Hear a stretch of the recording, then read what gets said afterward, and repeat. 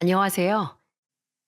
저는 정정당당하게 살았던 덕에 지옥문 앞에서 유턴할 수 있었던 30대 여자입니다. 우리나라에선 학연, 지연, 혈연이 중요하다고들 하죠. 당연히 사람이라면 가까운 사람을 챙겨주고 싶은 마음은 어쩔 수 없는 것 같아요. 그런데 그게 꼭 좋은 것만은 아닌 것 같더라고요. 제가 혈연의 도움을 받았다면 쓰레기 같은 인간을 못 알아보고 그 집안의 며느리가 될 수도 있었거든요. 여기서 말하는 쓰레기 같은 인간은 바로 저의 예비 시모였던 여자입니다. 무슨 일이 있었는지 차근차근 얘기해 볼 테니 잘 들어주셨으면 좋겠어요. 저는 어릴 때부터 건축 디자인에 관심이 많았습니다. 그래서 자격증도 따고 포트폴리오도 준비하면서 건축 디자인 회사 취업을 목표로 노력했어요.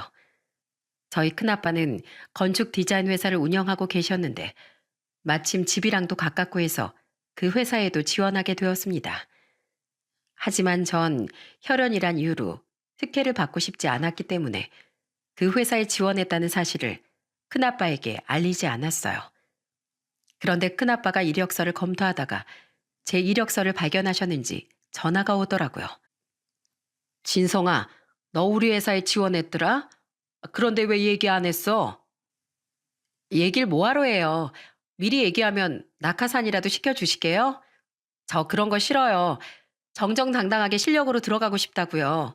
그러니까 혹시라도 조카란 이유로 저 뽑아줄 생각하지 마시고 다른 지원자들이랑 똑같은 기준으로 평가해 주세요.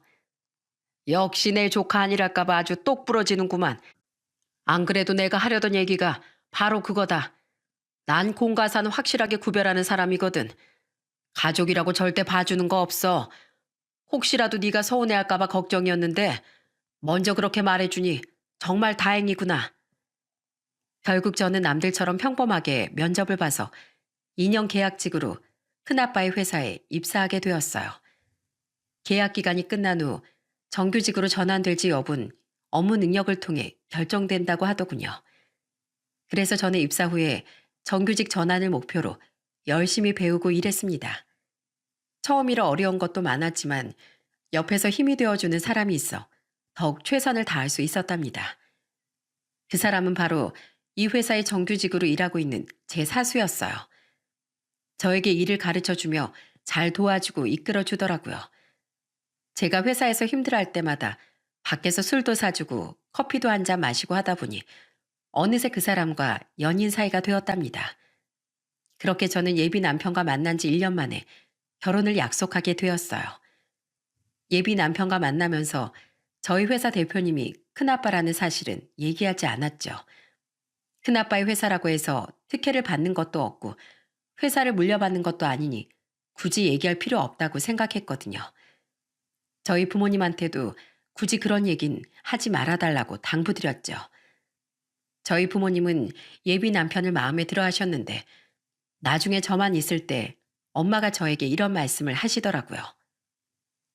예비 사이가 너희 회사에 다닌다고 하니 더 마음에 드는구나. 적어도 네 큰아빠가 몇 년 동안은 지켜봤다는 얘기잖니. 아이, 물론 회사에서의 모습이 다는 아니겠지만 적어도 성실함만은 보장된 거 아니겠니? 저도 엄마의 말에 동의해 고개를 끄덕였어요. 예비 남편은 회사에서 일도 열심히 하고 사람들과의 관계도 좋았거든요.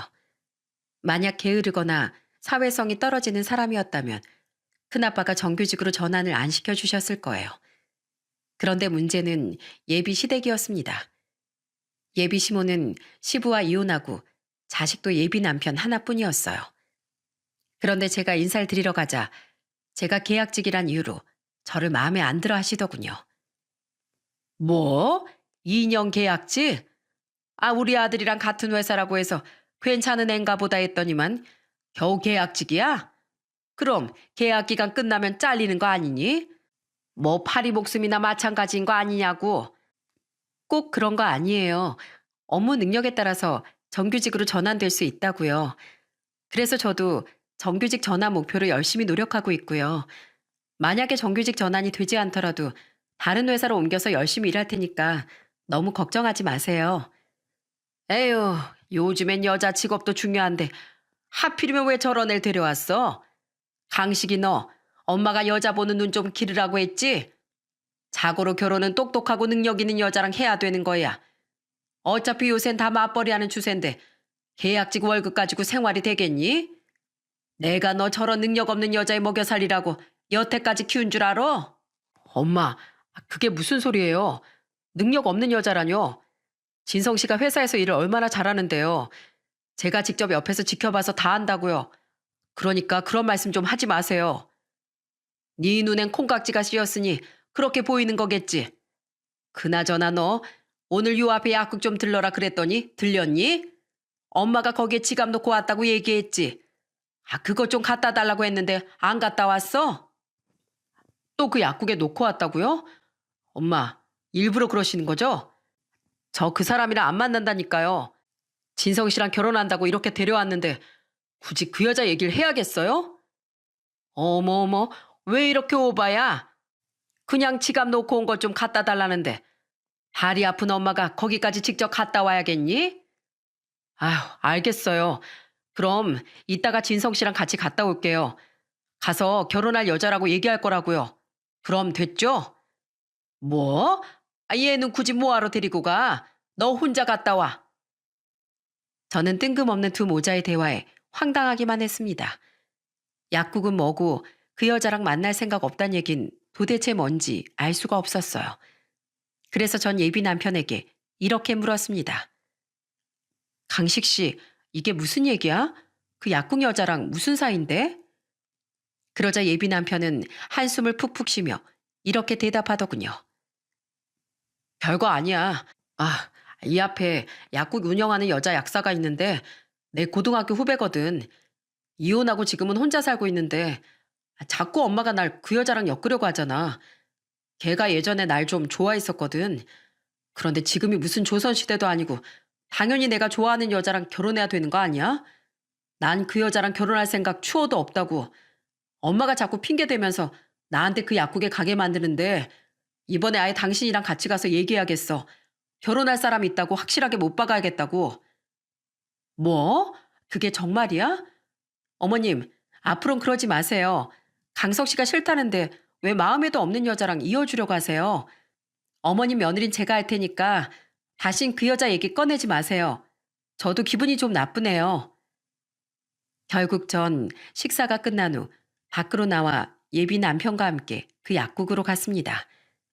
그런데 예비 남편과 다정하게 손을 잡고 약국 안으로 들어가자 안쪽에서 있던 그 여자의 표정이 순식간에 굳어지더군요. 그 여자는 저를 의심스러운 눈초리로 쳐다보면서 예비 남편에게 말을 걸었습니다. 오빠, 옆에 있는 사람은 누구야? 설마 여자친구? 나랑 결혼할 사람이야. 나중에 내가 청첩장 보낼 테니까 너도 시간 되면 결혼식에 와줬으면 좋겠어. 진성 씨, 아까 얘기 들었지? 얘는 내 고등학교 후배 시문이야. 안녕하세요. 강식 씨 고등학교 후배라고 들었어요. 저는 강식 씨랑 곧 결혼할 예정인 이진성이라고 합니다. 어머, 오빠 이런 취향 좋아했어? 되게 의외다.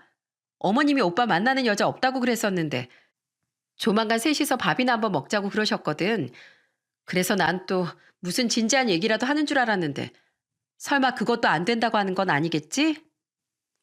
밥은 우리 엄마랑 둘이 먹던지 알아서 해. 난 결혼 준비하느라 바쁠 것 같거든. 그리고 우리 엄마가 자꾸 지갑이나 약봉지 두고 가는 거 습관적인 것 같은데 다음부턴 꼭 잘 챙겨줬으면 좋겠어. 나 심부름 핑계로 자꾸 여기 오는 거 좀 껄끄럽거든. 그래? 우리 사이에 껄끄러울 게 뭐가 있어. 오빠 생각보다 되게 예민하다. 아무튼 어머님이랑 둘이서 밥 먹든지 할게. 어머님이 날 워낙 좋아하시잖아. 내가 예민한 게 아니고 너랑 우리 엄마 사이가 이상한 거야. 너 원래 우리 엄마랑 그렇게 가까운 사이 아니었잖아. 전 남편이랑 이혼하고 나서 왜 갑자기 친한 척하는 건데? 너 괜히 우리 엄마랑 친하게 지내면서 헛바람 들게 만들지 말고 되도록이면 우리 엄마 만나지 마. 이번에 밥 먹는다고 한 건 선약인 것 같으니 그렇다 치고 다음부턴 절대 만나지 말라고. 예비 남편이 그렇게 매정하게 말하자 그 여자의 표정이 어두워지더군요. 약국을 나와서도 예비 남편은 저를 안심시켜줬어요. 진성 씨, 너무 걱정하지 마. 우리 엄마가 전문직 며느리가 갖고 싶어서 자꾸 저 여자랑 엮으려고 하는데 난 절대 그럴 생각 없어. 나한텐 당신밖에 없는 거 알지? 엄마가 아무리 계약직이니 뭐니 하면서 반대해도 난 당신이랑 꼭 결혼할 거니까 나만 믿어. 저는 그렇게 말하는 예비 남편의 진심이 느껴져 그를 믿고 결혼 준비를 하기로 했습니다. 그런데 예비 시모는 어떻게든 저를 자기 아들이랑 떨어뜨리려고 별의 별짓을 다 하더라고요. 하루는 퇴근하고 예비 남편과 함께 저녁을 먹으러 이동하려고 차를 탔는데 예비 시모한테서 전화가 온 거예요. 그런데 예비 시모는 제가 전화를 받자마자 다짜고짜 화를 내더군요. 야, 너 지금 어디야? 설마 또 우리 아들이랑 같이 있는 건 아니겠지? 너 당장 우리 아들한테서 떨어져. 당장 떨어지라고. 어머님, 갑자기 왜 이러세요? 저 강식 씨랑 같이 있는 거 맞아요. 그런데 그게 왜요? 결혼할 사이끼리 저녁도 같이 못 먹어요? 뭐? 결혼할 사이? 누가 널 우리 아들이랑 결혼시킨대? 내가 오늘 유명한 점집에 가서 궁합을 보고 왔는데 거기서 뭘 하는 줄 아니? 네가 우리 아들 잡아먹을 팔자란다. 너랑 결혼시키면 3대가 화를 면치 못할 거래. 너 기어코 내 소중한 아들을 잡아먹을 심산이냐? 그게 무슨 말씀이세요? 요즘 세상에 누가 무당말을 믿어요? 그거 다 미신이에요. 제가 강식실 잡아먹긴 왜 잡아먹어요? 그러자 옆에서 듣고 있던 예비 남편의 얼굴이 순식간에 일그러지더군요. 차에 블루투스 스피커로 연결해놔서 그 통화 내용을 예비 남편도 다 들었거든요. 엄마, 또 그 무당집 갔어요? 거기 돌팔인데 왜 자꾸 가는 거예요? 예전에도 저 명문대 들어갈 수 있게 해준다 그래서 그 무당집에 돈 왕창 갖다 바쳤죠? 그런데 제가 명문대 갔어요? 못 갔잖아요. 그런 식으로 하다가 아빠한테 이혼까지 당했으면서 아직도 그 무당집 타령이세요? 이번엔 또 뭘 하는데요? 엄마한테 그 여자 며느리로 만들 수 있는 부적이라도 써주겠대요? 엄마, 그거 다 사기예요. 그렇게 당해놓고도 아직도 몰라요? 이번엔 진짜래도 그러네. 그 무당 말이 네가 은희 걔랑 아주 찰떡궁합이란다. 둘이 이어지면 천년에 한 번 나올까 말까 아주 세기의 커플이 될 거래. 자식도 많이 낳고 무병장수할 거란다. 어디 그뿐이냐? 너랑 은희를 이어준 난 평생의 복을 다 받을 거고 길을 걸을 때마다 돈을 주울 거란다. 참나, 엄마, 지금 말 지어내고 있는 거 다 보이거든요? 약사 며느리가 뭐라고. 엄마가 아무리 그런 말도 안 되는 거 갖다 붙이셔도 저 그 여자랑 결혼 안 한다고요. 그러니까 제발 그런 쓸데없는 소리 좀 하지 마세요. 예비 남편은 그렇게 말하고선 제 전화를 확 끊어버렸어요. 예비 남편은 자기 엄마가 워낙 유별나서 그런 거라며 저에게 사과를 하더라고요. 저는 너무 황당했지만 예비 남편이 제 편을 들어주니 그냥 무시하고 결혼 준비를 계속했습니다. 그런데 어이없는 일은 계속해서 벌어지더군요. 하루는 주말에 예비 남편과 함께 예식장 투어를 하는 중이었어요. 여러 군데를 돌아보면서 어느 예식장에서 결혼식을 올릴지 정하려고 하는데 한 예식장에 갔을 때 갑자기 예비 시모가 나타난 거예요. 그것도 그 약궁 여자랑 다정하게 팔짱까지 끼고서요. 상담받는 자리까지 쳐들어오더니 제 옆에서 자꾸 회방을 놓더군요. 아유, 예식장 장식이 너무 촌스럽다. 비싼 돈 받고 이렇게밖에 안 해줘? 역시 호텔 결혼식보단 확실히 수준이 떨어지는구만. 그리고 뭐 리프트? 아, 신부 입장하는데 뭔 리프트를 타? 그냥 얌전하고 조신하게 입장하면 되지. 그러자 보다 못한 예식장 상담실장이 이렇게 말하더군요. 어머니, 요즘엔 신부 입장도 특이하게 하는 데가 많아요. 결혼식의 주인공은 신부님이시니까 신부님이 돋보이는 게 좋잖아요. 그리고 평범하게 입장하는 거 원하시면 그런 홀도 있어요.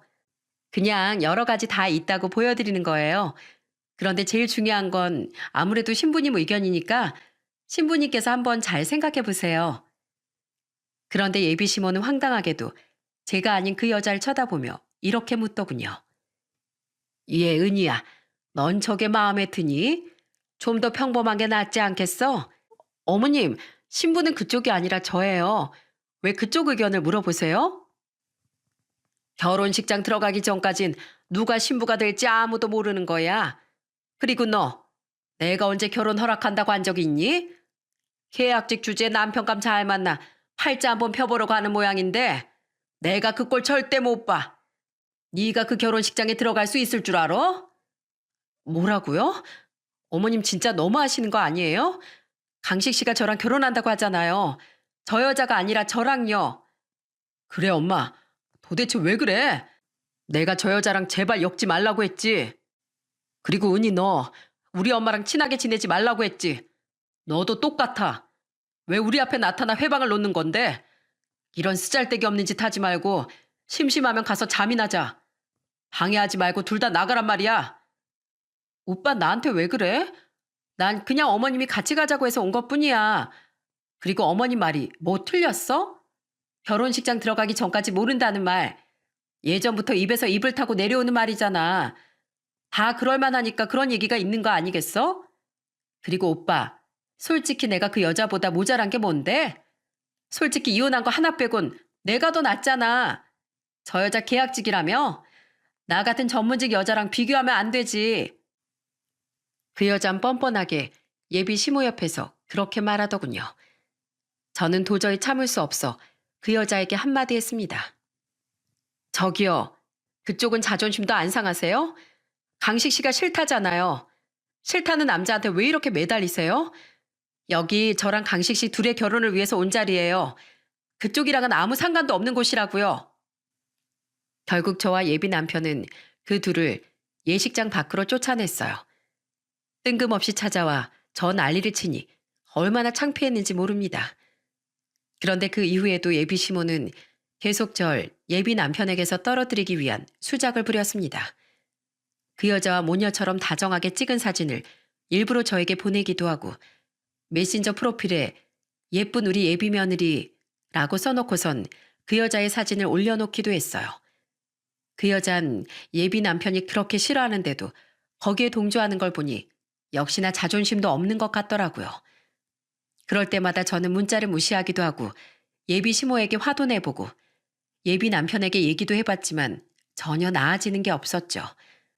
아마 제가 지쳐서 떨어져 나가길 기대하는 것 같았는데 그럴수록 저는 오기가 생겨 더 결혼 준비에 박차를 가했죠. 또 하루는 이런 일도 있었어요. 웨딩 촬영 예약을 다 해놨는데 갑자기 업체 측에서 연락이 온 겁니다.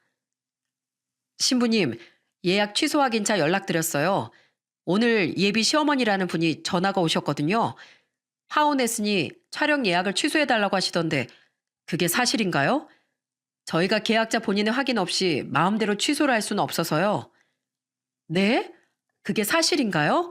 참나, 진짜 어이가 없어서 저희 파혼 안 했고요. 촬영은 예약 날짜에 그대로 진행하는 걸로 할게요. 혹시라도 다음번에 또 그런 연락이 오면 저한테 꼭 말씀해 주세요. 하다 자기 마음대로 웨딩 촬영을 취소시키려고 하다니. 업체에서 저한테 미리 전화 안 했으면 전 취소된지도 모르고 아침 일찍부터 촬영하러 갔을 거 아니에요. 너무 황당해서 저는 예비 남편에게 얘기를 한 후 같이 예비 시모를 찾아가 따졌습니다. 어머님, 제가 강식 씨랑 결혼하는 게 그렇게 싫으세요? 어떻게 웨딩 촬영 업체에 예약을 취소한다는 거짓말까지 하실 수가 있어요? 진짜 너무하신 거 아니에요? 안 너무하긴 뭐가 너무해. 어차피 넌 우리 아들이랑 결혼 못해. 우리 아들은 약사 며느리랑 결혼시킬 거라고. 어차피 결혼식도 안 할 건데 웨딩 사진은 뭐하러 찍어? 내가 너희들 괜히 돈 낭비할까 봐 도와준 거다.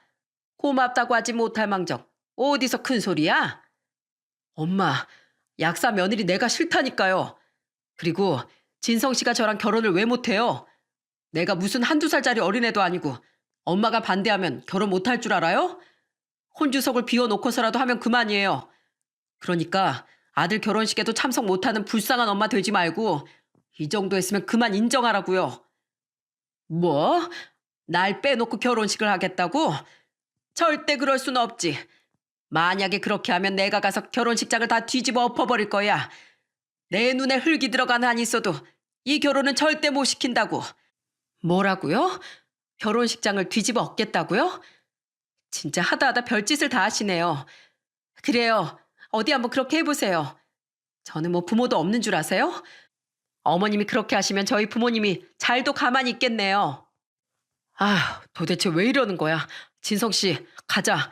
더 이상 언성 높이면서 싸울 필요도 없어. 엄마가 뭐라고 하든 난 당신이랑 결혼할 거니까 신경도 쓰지 마. 예비 남편은 제 손을 끌고 그곳을 빠져나왔습니다. 저는 계속된 예비 시모의 괴롭힘에 이 결혼을 그냥 엎어버려야 하나 하는 생각까지 들었어요. 예비 남편은 참 좋은 사람인데 시모 자리가 그따위니 정말 고민이 되더라고요. 하지만 예비 남편이 매번 자기만 믿으라고 확신이 가득한 말을 하니 저도 조금 힘을 내보기로 했습니다. 그리고 예비 시모의 계속된 회방을 무시하며 결혼 준비를 계속했어요. 그렇게 시간이 흘러 결혼식이 한 달 앞으로 다가왔습니다. 회사에도 결혼한다고 알리고 청첩장도 다 뿌렸어요. 저희들의 교제 사실을 모르고 있던 회사 사람들은 깜짝 놀라면서 축하한다고 해주시더라고요. 저희 큰아빠도 저에게 따로 전화해 이렇게 말씀하시더군요. 진성아, 결혼 정말 축하한다. 그런데 우리 회사 직원이랑 만나면서 어떻게 그렇게 꽁꽁 숨긴 거야? 내가 청첩장 받고 얼마나 놀랐는지 몰라. 그래도 조강식 씨가 성실하게 일 잘하는 사람이니 너랑도 결혼 생활을 잘할 거라고 믿는다. 꼭 잘 살아야 돼. 알겠지? 이제 결혼식만 올리면 끝이라는 생각에 마음이 홀가분하더군요. 결혼하고 혼인신고까지 하고 나면 법적인 부부니까 예비 시모도 받아들일 거라고 생각했어요. 그런데 생각지도 못한 문제가 터지고 말았습니다. 회사에 청첩장을 돌린 그날 갑자기 어떤 손님이 절 찾아왔다는 거예요. 그 얘기를 듣고 로비에 나갔는데 예비 시모가 떡하니 그곳에 서 있더군요. 그 모습은 마치 제 인생을 망치러 온 지옥의 악마 같았습니다. 어머님, 여긴 왜 오신 거예요? 그러자 예비 시모는 다짜고짜 제 머리채를 잡더니 소리를 지르더군요. 야, 너 내 말이 우스워? 결혼하지 말라고 그렇게 말했더니 감히 청첩장까지 뿌렸겠다. 보잘것없는 파리 목숨 계약직 주제에 어딜 내 아들을 넘봐 넘보길. 너 내가 말했지? 내 눈에 흙이 들어간 한이 있어도 이 결혼 절대 못 시킨다고. 내가 아주 오늘 네 머리채 다 잡아뜯어서 대머리를 만들어주마. 예쁜 척하면서 웨딩드레스 입을 생각은 꿈도 꾸지 마. 왜 이래요? 진짜 미쳤어요? 회사까지 와서 이게 무슨 짓이에요? 무슨 짓이긴 무슨 짓이야? 내 아들 잡아가려고 하는 여우 같은 계집애 혼쭐 내는 짓이지. 몇 달 뒤면 잘릴 계약직 주지. 내 아들한테 빨대 꽂고 살아가려고 했나 보지? 야, 내 아들은 너랑 급이 달라. 정규직이라고 정규직. 똑똑한 약사 며느리면 몰라도 너같이 무식한 계약직은 절대 며느리로 들일 수 없어. 지금 누구 보고 무식하다는 거예요? 이거 안 나요? 당장 나요. 다짜고짜 찾아와서 이러는 게 더 무식한 거라고요. 예비 시모는 계속해서 제 머리채를 잡아당기며 소리를 질렀습니다. 어느새 주변엔 회사 사람들이 몰려와 웅성거리며 저희 둘을 쳐다보고 있더군요. 그런데 그때 예비 남편이 달려와 예비 시모의 손을 턱 붙잡았어요. 엄마, 미쳤어?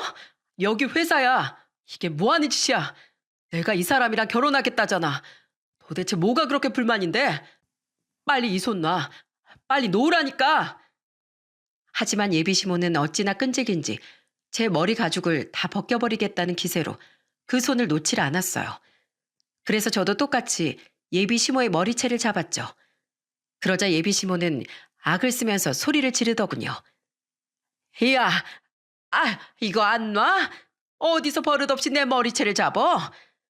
머리채는 어머님이 먼저 잡으셨잖아요. 그럼 먼저 놓으시던가요. 그런데 그때 갑자기 옆쪽에서 누군가가 로비를 쩌렁쩌렁 울리는 목소리로 외쳤습니다. 당신 지금 내 조카한테 뭐 하는 짓입니까? 고개를 돌려보니 저희 큰아빠가 화가 잔뜩 난 얼굴로 저희 쪽을 쳐다보고 있더라고요. 그런데 예비 시모는 저희 큰아빠가 회사 대표인 줄도 모르고 오히려 큰 소리를 치더군요. 당신은 뭐야? 남의 집안일을 왜 참견질이야?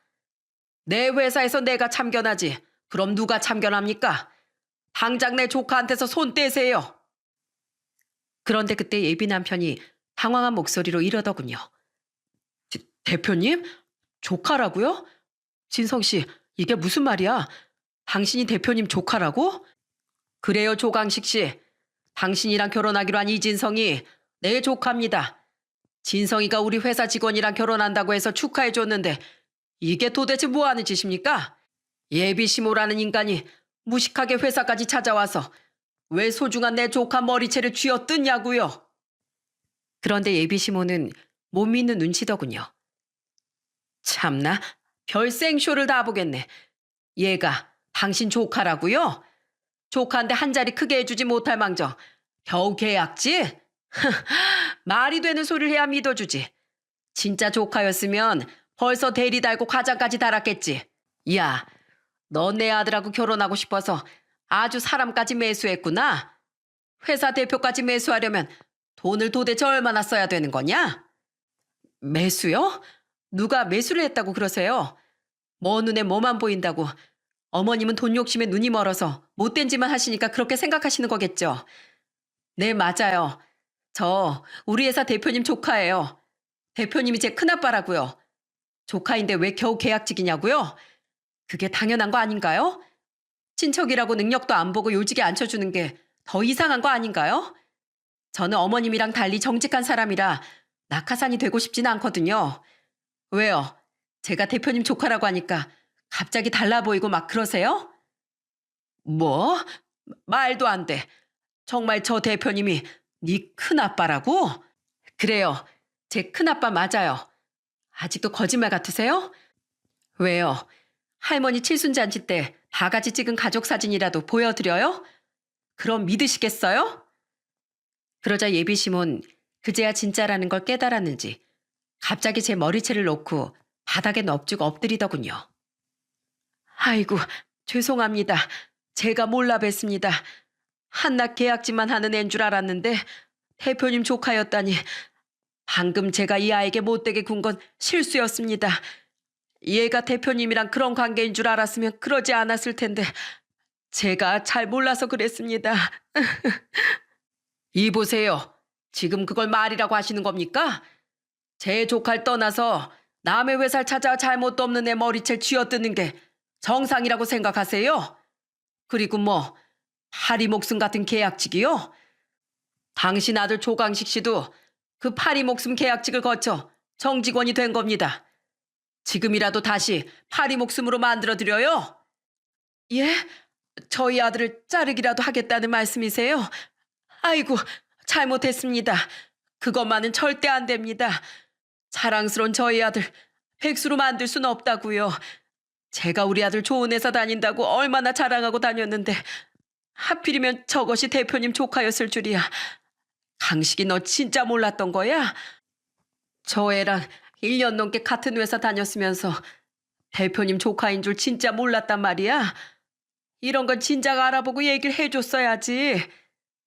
제가 알았으면 얘기를 안 했겠어요? 전 진짜 몰랐다고요. 진성 씨랑 대표님이 티를 안 내는데 어떻게 알아요? 진성 씨, 그동안 도대체 왜 나한테 얘기를 안 한 거야? 우리 엄마 몰라도 나한텐 얘기해도 되는 거였잖아. 그걸 왜 굳이 얘기해야 되는데? 내가 당신이랑 결혼하는데 내가 대표님 조카면 뭐가 달라져? 아, 달라지긴 하겠네. 내가 대표님 조카인 거 미리 알았으면 당신 엄마가 날 그렇게 괴롭힐 일도 없었겠지. 계약직이라고 그렇게 무시할 게 아니라 대표님이랑 친척 관계라고 나한테 온갖 아분 다 떨었을걸? 당신 엄마 그런 사람이잖아. 뭐야? 너 이제 하다 날 아주 나쁜 사람으로 만드는구나. 대표님, 얘가 이런 애입니다. 이래서 제가 결혼을 반대한 거라고요. 하지만 제가 마음씨가 넓은 사람이라 이해해 보려고 합니다. 이 아이 제 며느리로 인정할게요. 그러니까 오늘 제가 회사에서 소란 피운 건 한 번만 용서해 주시고 우리 아들 좀 잘 봐주세요. 예? 저는 제가 대표님의 조카라는 사실에 갑자기 돌변하는 예비 시모의 모습을 보고 치가 떨리더군요.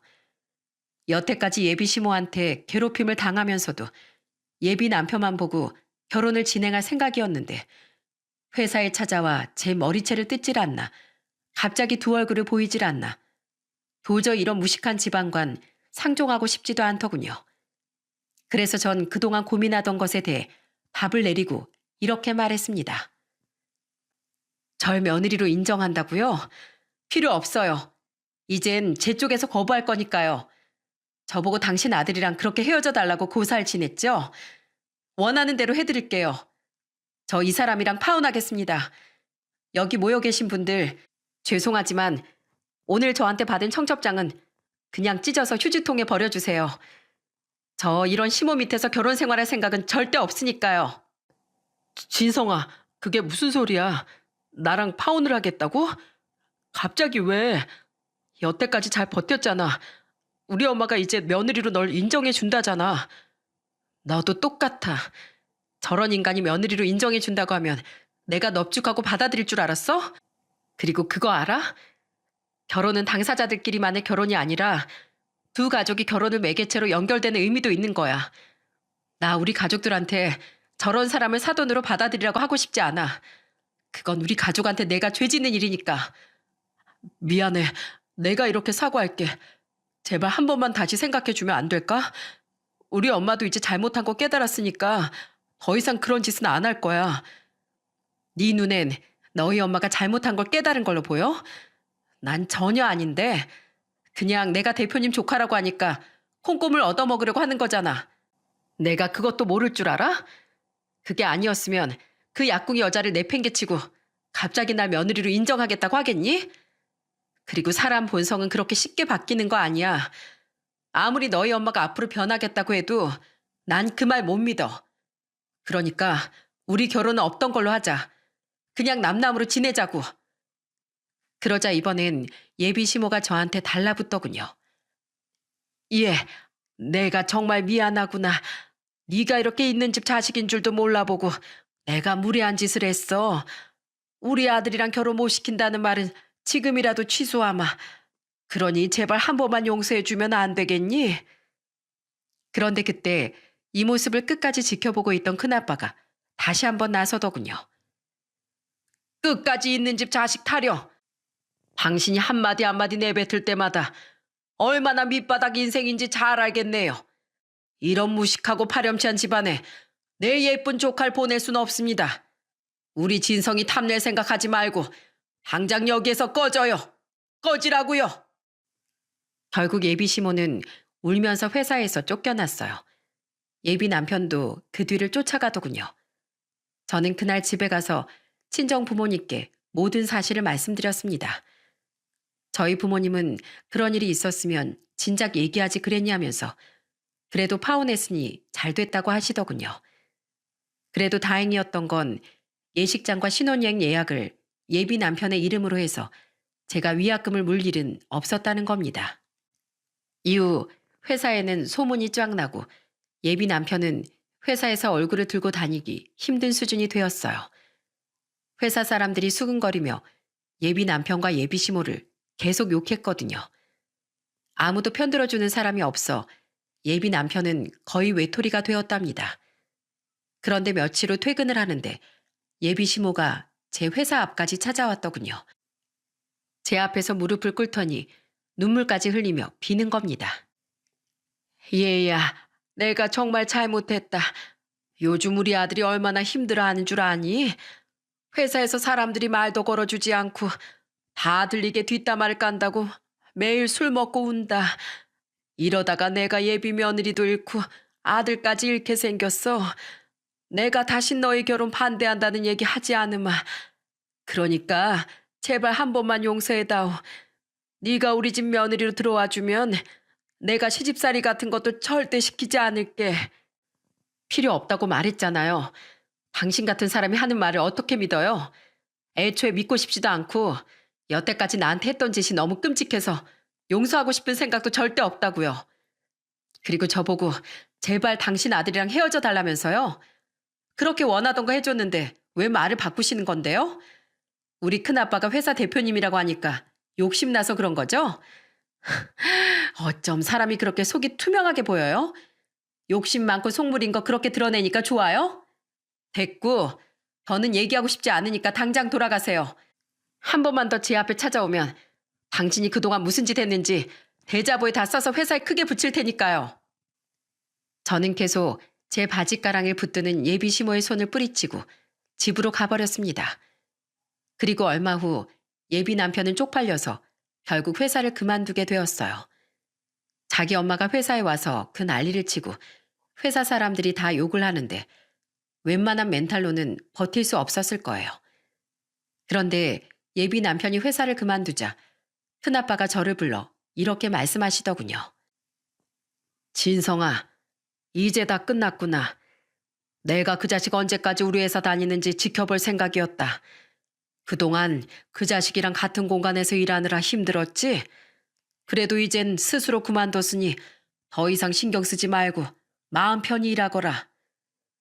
그 후 저는 열심히 일해서 결국 몇 달 뒤에 정규직으로 전환이 되었습니다. 큰아빠 덕은 하나도 없이 오로지 제 업무 능력으로 인정받은 겁니다.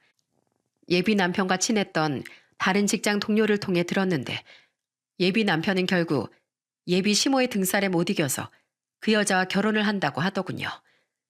엄마 말에 휘둘려 관심도 없는 여자와 결혼하는 모습을 보니 그 남자와 파혼하길 잘했다는 생각이 들었어요.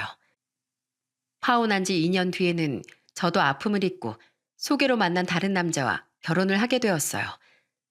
제 남편은 제가 파혼 경험이 있다는 걸 알면서도 괜찮다고 하더라고요. 저는 남편과의 사이에서 예쁜 딸도 낳고 행복하게 잘 지내고 있었답니다. 이제 제 머릿속엔 그 아주마에 대한 생각은 지워진 지 오래였어요. 그런데 살다 보니 그 보기 싫은 얼굴을 우연히 마주치는 일도 있더라고요. 남편과 결혼한 지 5년쯤 됐을 때 저희 딸을 데리고 키즈 카페에 갔다가 그 아주마를 만나게 된 거예요. 제 딸이랑 비슷한 또래 남자애를 데리고 말이죠. 모른 척 하려고 했는데 그 인간이 저에게 먼저 시비를 걸더군요. 너 설마 다른 남자랑 결혼해서 애까지 낳은 거니? 우리 아들 버리고 뻔뻔하게 그러고 있는 거야? 잘 살고 있는데 왜 아는 척을 해서 똥탕을 튀기는지 저도 가만히 있을 순 없더라고요. 뻔뻔한 건 아줌마죠. 기어코 그 약사랑 결혼시켰다면서요? 그렇게 원하던 전문직 며느리 얻어서 좋으시겠네요. 그런데 그 잘난 며느리는 어디 가고 아줌마가 애를 봐요? 설마 다 늙은 시어머니한테 애 맡기고 둘이서 놀러 가고 그런 건 아니죠? 그게 무슨 소리야? 우리 며느리가 얼마나 좋은 앤데? 그런데 그때 그 인간의 핸드폰으로 전화가 걸려오더군요. 며느리인 것 같았는데 정말 웃기게도 윗사람 대하듯이 굽신거리면서 대답하더라고요. 응, 오늘도 늦게 온다고? 얼마나? 아, 친구들이랑 오랜만에 만나서 수다 떨 게 많다고? 근데 너 어제도 친구 만나러 간다고 하지 않았니? 아니다. 내가 괜한 소리를 했구나. 너한테 스트레스 주려고 그런 건 아니었어. 애 밥은 먹였냐고? 아이, 그럼 당연히 먹였지. 네가 인스턴트 주지 말라 그래서 직접 볶음밥까지 해서 먹였어. 뭐? 또 볶음밥이냐고? 그게 제일 무난해서 그걸로 준 건데 미안하다 아가야. 똑같은 거 연속으로 주지 말라고 그랬지? 내가 나이 가더니 머리가 나빠서 네가 말하는 걸 다 기억하지 못하겠구나. 그래, 네 말대로 잘난 며느리 뒀으니 시애미 역할 최대한 잘할게. 그러니 제발 소리 좀 지르지 말아다오. 네가 그럴 때마다 내 심장이 아주 벌렁벌렁거려서 수명이 단축되는 것 같아. 전화 통화 내용을 들어보니 그 여자한테 완전히 꽉 잡혀 사는 것 같더라고요. 저한텐 그렇게 떽떽거리면서 못된 짓은 다 하더니 결국 약사 며느리랑 결혼시키고 된통 당하는 것 같아 고소했습니다. 그런데 그때 저쪽에서 놀고 있던 손주가 전 예비 시모를 부르더군요. 할머니, 거기서 뭐해요? 나랑 같이 미끄럼틀 타요. 전 예비 시모는 뒤뚱뒤뚱 달려가 손주를 따라 미끄럼틀 위로 올라가더군요. 손주는 슝 하고 내려갔는데 그 아줌만 미끄럼틀을 내려오다가 그 뚱뚱한 몸이 미끄럼틀 중간에 턱 걸려버렸습니다. 그러자 그 손주가 그걸 보고 깔깔깔 웃더라고요. 할머니 돼지다, 돼지. 미끄럼틀에 꽉 끼었대요. 그 육중한 몸을 억지로 몸을 비틀면서 미끄럼틀에서 빠져나오려고 하는데 그 모습이 어찌나 우스꽝스럽던지 저도 모르게 크게 웃고 말았네요. 그런데 웃긴 일은 그것뿐만이 아니었습니다. 겨우 미끄럼틀 아래로 내려온 그 아줌마가 옷을 탈탈 털고 있었는데 손주가 또 이러는 거예요. 할머니, 저 얼마나 빠르게 내려가는지 한번 봐요. 미끄럼틀은 이렇게 타야 되는 거예요. 그 앤 어느새 또 미끄럼틀 위로 올라가선 아까보다도 더 빠른 속도로 미끄럼틀을 타고 내려오더군요. 그런데 멀뚱히 그 아래쪽에서 있던 아줌만 빠르게 내려온 손주한테 몸통 박치기를 당하고 말았어요. 아유, 아이고 내 어리야. 아이고 내 손모가. 재밌다. 할머니, 저 이번엔 썰매 탈래요. 썰매 끌어주세요. 그 아이는 넘어져서 괴로워하는 그 아줌마의 손을 붙잡고 썰매 쪽으로 가더군요. 손주를 태운 채 썰매에 달린 줄을 끌고 경사를 올라가야 하는데 나이 먹고 무릎도 안 좋아 버벅거리더라고요. 할머니, 왜 이렇게 느려요? 완전히 군뱅이 같아. 빨리 가요, 빨리. 내가 꼴찌하잖아요. 그 아줌만 어떻게든 빨리 끌고 가려고 하다가 힘들었는지 숨을 몰아쉬더군요. 저는 그러거나 말거나 썰매에 딸을 태운 채 쑥쑥 끌고 올라갔습니다. 그러자 그 아줌마 손주가 이렇게 얘기를 하더군요. 이것 봐요. 쟤는 엄마가 빨리빨리 끌어주는데 할머니만 완전히 느림보 거북이잖아요. 에이씨, 이래서 할머니랑 키즈카페 오기 싫었는데 에이씨, 할머니 미워. 저 나이에 에너지 넘치는 남자애랑 놀아주는 것도 힘들 텐데 행동이 느리다고 그 어린이한테 핀잔을 듣는 걸 보니 정말 쌤통이더군요. 그 이후에도 손주랑 같이 트램펄린을 타다가 중심을 못 잡아 넘어지거나 밧줄을 잡고 클라이밍을 하는 곳에서 잘 올라가지 못해 떨어지기도 했습니다. 그걸 보고 손주는 또 깔깔거리더군요. 할머니 진짜 웃겨. 할머니 엉덩이에 바위가 들었나 봐요. 엉덩이가 왜 이렇게 무거워요? 저는 그 앞에서 일부러 보란 듯이 딸이랑 잘 놀아줬어요. 그 아줌만 저를 곁눈질로 흘깃하면서 씩씩대더군요. 그렇게 한참 놀다가 집에 갈 시간이 되었습니다.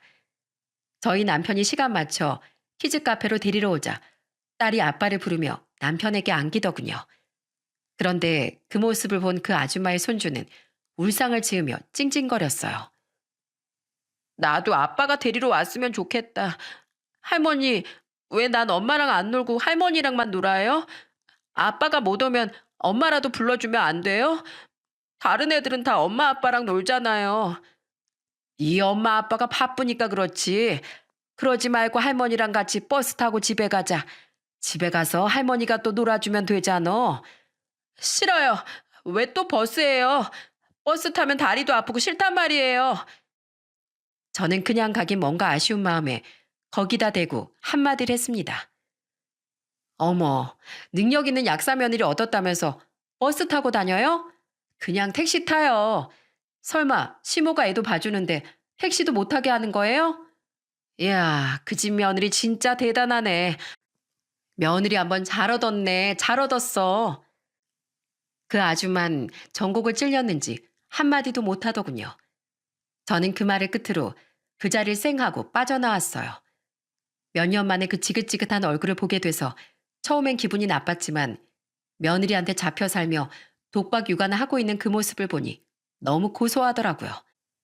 그렇게 약사 며느리 원하면서 절 괴롭히더니 완전 쌤통이었어요. 제가 오늘 있던 일을 남편에게 얘기해주자 남편도 이렇게 말하더군요. 역시 나쁜 짓을 하니까 벌 받는 건가 봐. 당신 그동안 마음고생이 많았지? 그래도 이제는 지나간 사람들이니까 더 이상 생각하지 말고 우리끼리 잘 살자. 당신이 그 인간한테 괴롭힘 당한 만큼 내가 더 잘해줄게. 굳이 말하진 않으려고 했는데 남편이 궁금해해서 말해준 거였거든요. 그래도 남편이 그렇게 말해주니 정말 고마웠어요. 그 아줌마도 그 아줌마지만 아마 저랑 파혼한 그 남자도 사는 게 행복하진 않을 거예요. 엄마의 등살에 못 이겨 좋아하지도 않는 이혼녀랑 결혼해 애까지 낳았으니 뭐가 행복하겠어요? 게다가 자기 마누라가 제 엄마를 그렇게 휘어잡는데도 도와주질 않는 걸 보니 지금 어떤 상황일지 눈에 훤하더라고요. 아마 진작에 엄마랑 사이가 틀어졌거나 아니면 똑같이 그 여자한테 잡혀서 하는 거겠죠. 그 나이 먹고 엄마한테 휘둘리는 남자니 어떻게 보면 어쩔 수 없는 최후라고 생각해요.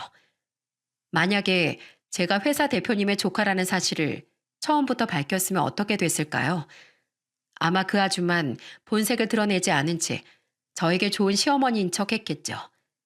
그 약국 여자한테 했던 것처럼요. 그럼 전 그런 쓰레기 같은 인간인 줄도 모르고 결혼을 했을 거고요.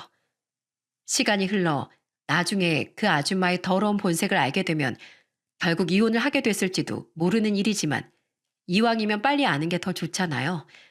원래 이혼보단 파혼이 훨씬 낫다고 하더라고요. 저는 그래서 저희 큰아빠가 회사 대표라는 사실을 밝히지 않았던 걸 정말 잘했다고 생각해요. 제가 큰아빠의 혜택을 받지 않고 정정당당하게 승부를 보려고 했기 때문에 그런 나쁜 인간을 거를 수 있었잖아요. 덕분에 이렇게 좋은 남편을 만나 예쁜 딸도 낳고 행복한 결혼 생활을 보낼 수 있어서 너무 좋아요. 불경에 이런 말이 있대요. 논밭은 잡초 때문에 손해를 보고 사람은 탐욕 때문에 손해를 본다. 그 아줌마한테 딱 어울리는 말 아닌가요?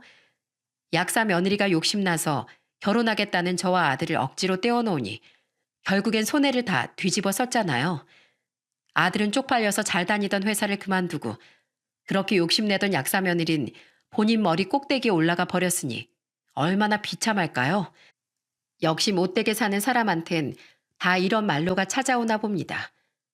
여러분, 학연이나 지연, 혈연이 무조건 나쁘다고 말씀드리는 게 아니에요.